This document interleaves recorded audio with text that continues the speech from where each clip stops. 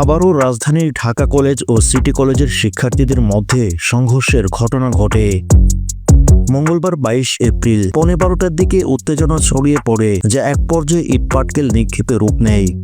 ঢাকা কলেজের শিক্ষার্থীরা জানান, গতকাল ধানমন্ডিতে ঢাকা কলেজের এক শিক্ষার্থীকে মারধর করে অজ্ঞাতনামা বেশ কয়েকজন যুবক।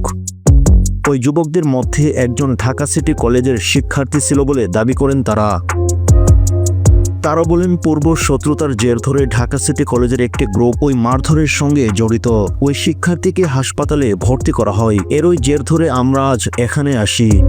তবে প্রত্যক্ষদর্শীরা জানান, ঢাকা কলেজের শিক্ষার্থীরা দলবদ্ধভাবে সিটি কলেজের সামনে জড়ো হন। তখন সিটি কলেজের শিক্ষকরা তাদের আটকানোর চেষ্টা করেন। এ সময় দলগতভাবে ঢাকা কলেজের শিক্ষার্থীরা সিটি কলেজ গেটে ইট পাটকেল নিক্ষেপ করে। তবে এ ঘটনায় এখনো কোনো হতাহতের সংবাদ পাওয়া যায়নি।